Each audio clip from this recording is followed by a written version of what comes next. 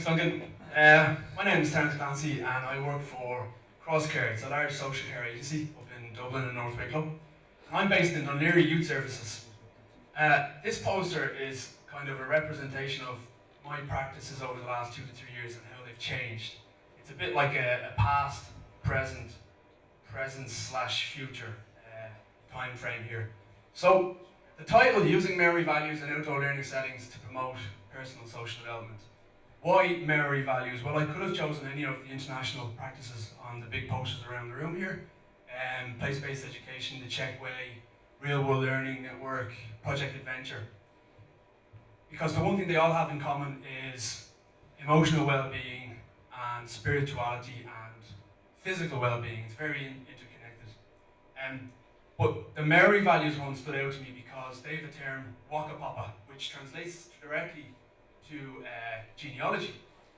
And with that, you can go into extreme levels of exploration with each of the whakapapa, i.e. the health benefits or the purpose in life, or you can just dabble with it. So that really stood out to me, that it didn't have to be intrinsically at the top end. My program would be just about sense of place. It could sample that. So that really stood out to me. Previously, Crosscare's outdoor learning programs, the aim was to use high adrenaline, adventurous activities to challenge participant behaviour. Some of the activities included rock climbing, kayaking, caving, coasteering, and gorge walking. And I put the diagram here in a cyclical kind of cycle.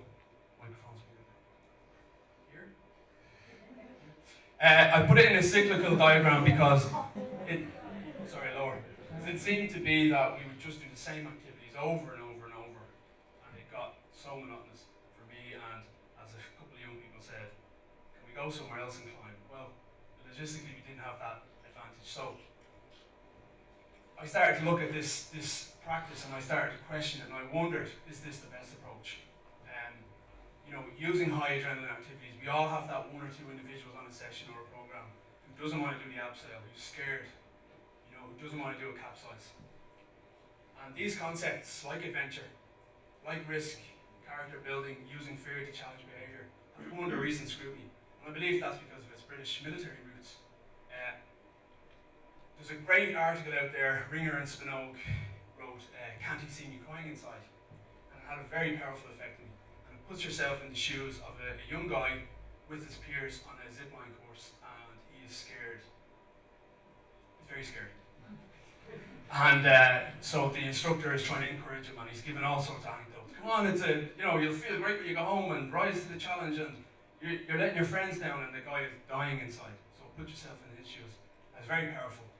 And then more research, the more articles and assignments I had to do, and the research I did, I realised that a shift to more comforting activities would present better experiential learning outcomes for participants. So imagine the young people I work with in Dún Laoghaire, they're from marginalised backgrounds. They probably have some discomfort in their life, in that the dropout rate in school is quite high. A lot of them would have JLOs. There's a lot of antisocial behaviour in their estates, in their communities. So I asked myself, should we be using discomforting activities, risky environments, for people who already have, who come from a risky, uncomfortable background? And I thought, no, it doesn't make sense. They probably need a couple of hours of comfort as opposed to discomfort. So, due to the austerity measures, we didn't have the same kind of money to hire in tutors all the time and just run these activities. We had to look at being a bit more creative. So I thought, you know what, based on what I'm researching and what I'm slowly implementing here, let's try and get these guys out into nature and look at some of the Maori values here in our activities. So the Maori values, one of the cornerstones for them is caring for each other, supporting each other for the common good. And that common good is personal growth for those individuals in the group to grow as a person, to become active citizens, and therefore, in terms of the personal social development, society will gain from having active citizens. So the process, how did I implement this process? 3 minutes, sorry. Really quickly. I changed my approach from what activities can I provide to what educational opportunities can I provide. So I didn't dismiss adventurous activities, they're very beneficial, but I started to scaffold my programs. Instead of bringing a group out for the first time rock climbing, who I just met, we would go to the woods for the first 3 or 4 weeks, and we would do forest art, and we would whittle walking staffs or spoons. And that was a nice, relaxed, comfortable environment for them. For me to get to know them to get to know me, and themselves as a group and their dynamics. And then when we went rock climbing or kayaking or coasteering, the sessions were powerful. And the reaction from the guys were some of the best reactions I've seen in my 8 years of doing that kind of work. And what I've discovered that culture is learned from your social environment. It's not inherited. So that cultural shift in my program plans was learned and adapted seamlessly by the participants. There wasn't this cry out about climbing or this is crap. They were happy to sit in the woods for a couple of hours and they really enjoyed it. In conclusion, Berman and Davis Berman had a great article called Risk and Anxiety in Adventure Programming, and they suggested that contemporary understandings of a change in conditions indicate that people are more likely to respond positively when they feel a level of safety, security and predictability. So I have 2 photographs here, figure 3 and 4, and this shows a group of young girls from Sallynoggin carving walking staffs in the woods. And this was a process we carried out over 4 weeks, from cutting the branch not off the live tree, so we're looking at leaving no trace and all that and best practices, and the process of getting that carved down, dried out, sanded, Danish oil, and then going on a big long journey with that walking staff. And you can see from the picture they're completely engaged, they're using sharp knives, so they were given a huge amount of trust and responsibility, and it worked very well. Other activities included primitive cooking over fires, as I said earlier, forest art and stuff like that. It's my vision that these values, the Maori values, can, and in my case, in a very small scale, have been explored through well-planned, meaningful outdoor learning programs. So I'm afraid I'm out of time.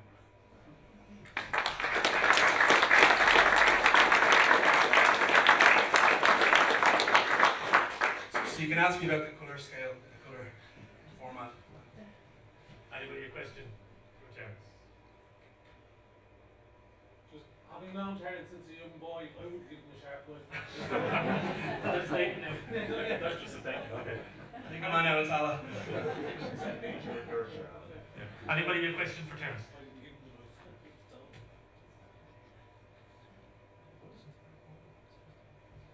That's great, so you all know everything. That's brilliant. Just in terms of your own journey and the change from your traditional mode of delivery to your new kind of Maori concepts, how was that journey for you? That's been very powerful because it does take in what Duncan spoke about earlier, that frillism, just that sense of being in a place for a while and appreciating nature.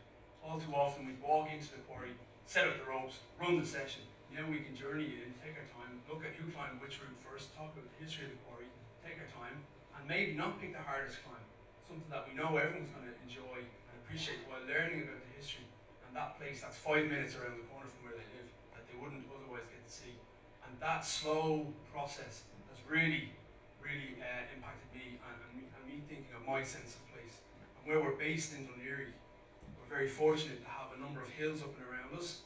So on our journeys with the groups and for myself, we can go up those little hills, Tree Rock, Hellfire Club, Sugarloaf, Greyhead, and look at the estates and the schools and their main roads and the different landmarks around there. And these guys and myself are on that sense of place learning journey where we can point all these things out.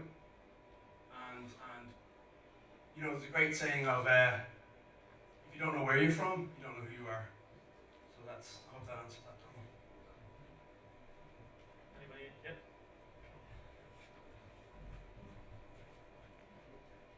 Thanks a million, Terrance. It's really interesting that you talk about the sequence and the progression in which how we deliver something and the sequence in which we deliver and the influence that has for the young people that we're working with. I wonder, would you have any thoughts on what kind of support do instructors need in order to be able to facilitate in that way?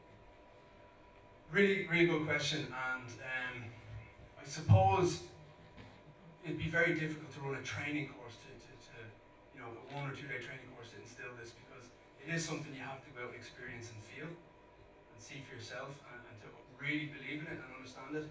But for other practitioners out there who are in this field perhaps, is slowly dabble with it, and slowly incorporate some of these values and concepts. Be creative and be brave with your experiments, and really evaluating the process, and then afterwards saying that 100% worked or absolutely not, and not being afraid to fail and saying, you know what, the group wasn't up for it, they didn't want to do a leave no trace, low impact fire, for example. I suppose it's just looking at other international practices, which really helped inform me, and it's like my toolbox, for your kayaking instructor, they talk about having a toolbox. Taking that, yeah, that works, I'm going to try it. You try it, it works, put it in your toolbox. It doesn't work, it doesn't go in the toolbox. And maybe someday in the future there might be a bigger emphasis. And actually, to really answer that, come and do the degree with Tomas and Dave. Okay. There's one more question, is there? Thanks. Thanks very much, Terrance. I'm just wondering, do you know, you talked initially about some of the activities being very high octane and so forth, and clearly there are things that you need very specialist leadership, very specialist equipment, to activities that are much, much more accessible in terms of activities that the young people could do on their own or with friends if they so wished. Have any of the young people that you work with gone and done that sort of thing in their own time, of their own volition?